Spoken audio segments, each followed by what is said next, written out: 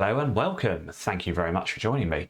It is that time of the month, portfolio review time, and it's where I share my journey with you, a 30-year plan to get to £1 million, ideally by 2050. I'm only putting £300 a month in.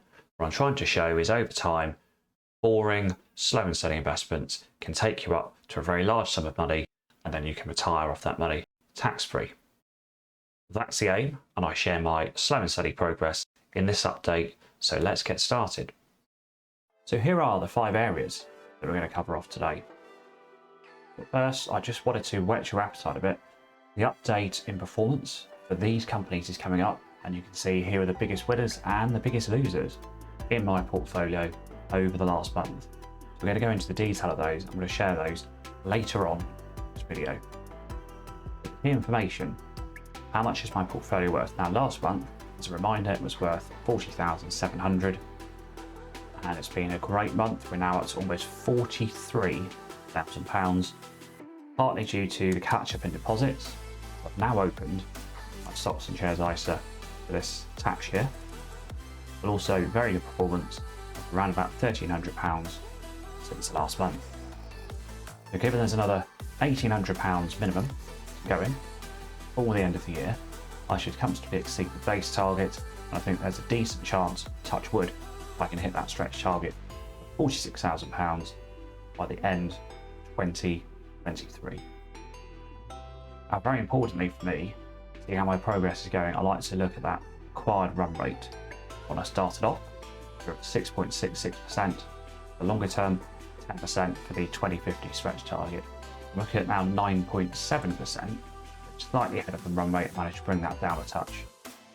I'd urge you, although just general information, not personalised advice, I would urge you all to do something like this for your portfolio. You have some goals and you measure how you're going against those goals.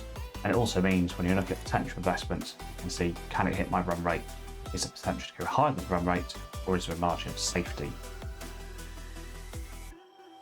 I'd like a big shout out to these 3 gentlemen been supporting the channel on Patreon. Is very much appreciated, and it helps me, keeps me going to do these videos for you all. So dividends for the month, and the dividends for this month of June have been dominated by Legal & General, £75, one of the biggest dividends I've ever received, and Unilever has dropped in £7. Ramaco Resources, a coal company, a small dividend there. Fireworks as well.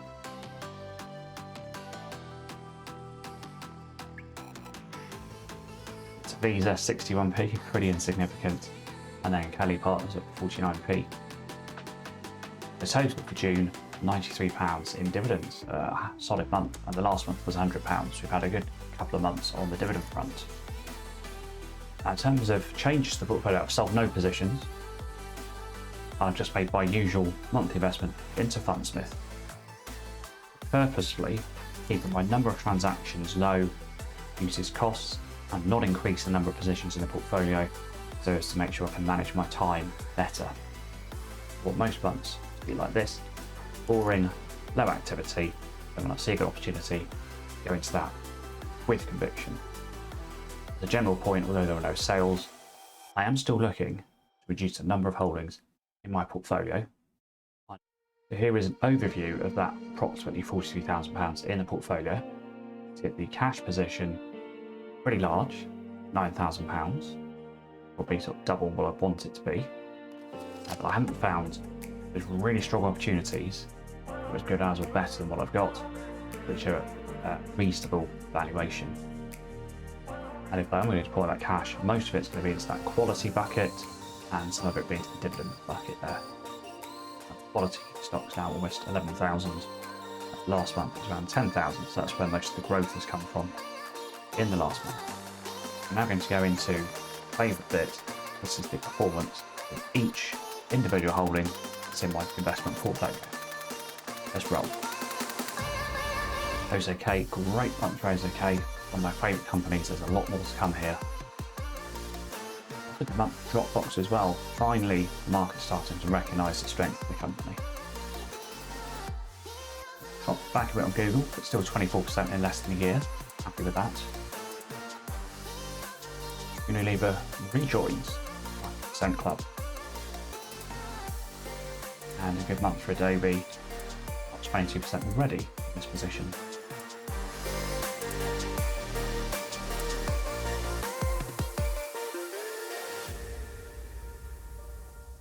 Month for Skyworks, plus that dividend dropping in as well. And now up on my newer position, Williams Sonoma.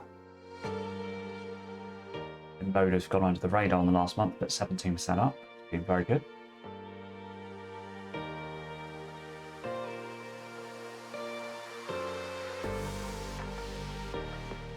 Great month for Amex. Still more to come on that one, I believe.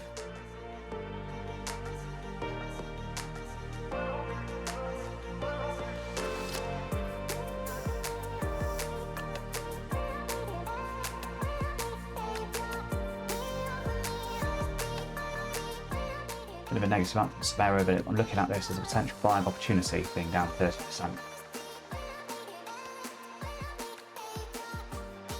And on the dividend side of things, Unum has powered forward, and that's approaching 150% return.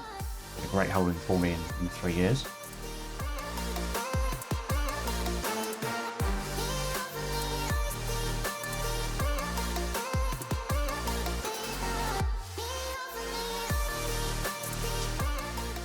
Lovely month for Investec, that's one of the top 3 performers.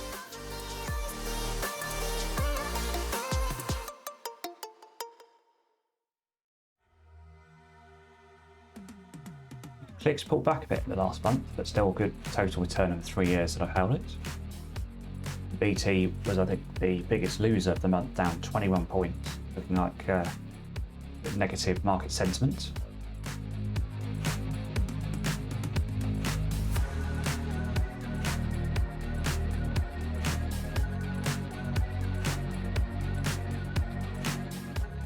Plus 500, still undervalued by the market. They're doing some good buybacks. Duke Royalty. Another poor month, one of the top 3 losers of Direct Line, now down 13% overall in this position. Now we get into the protection part of my portfolio. So if I do badly, managed by others should cushion the fall.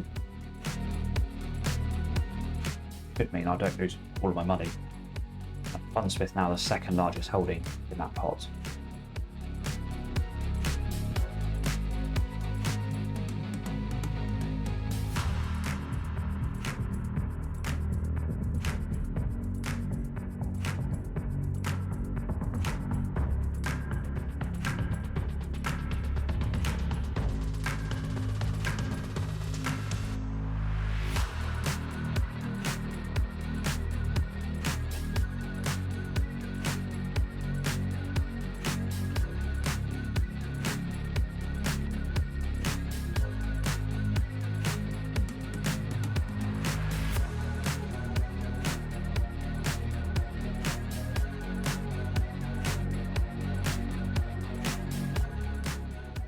Month Brazil index down back in the green.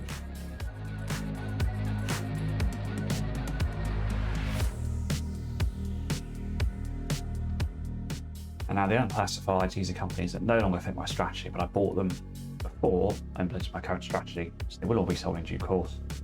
Alibaba not yet, so I believe I should be able to get all of my money back and more on this one. And Corsair makes such good products for their sector as a leader. Again, confident in their long-term prospects.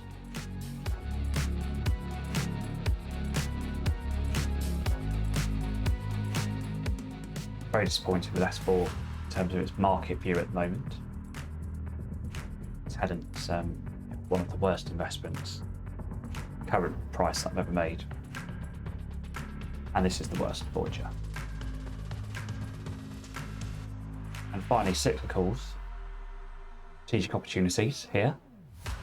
We start off with the best performer of the month, up 65%, Alpha Metallurgical Resources, overall over 300% now on that one.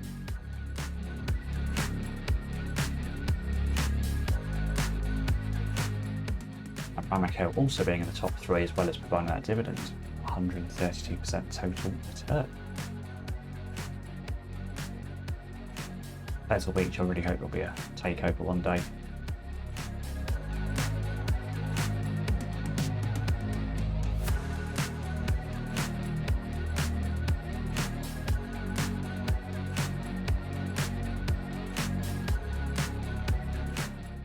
If you made it this far, that's great. Thank you ever so much. But before you go, I urge you to check out this video here. This is what the clever YouTube algorithm reckons is the most suitable video for you to watch next. I'll see you there.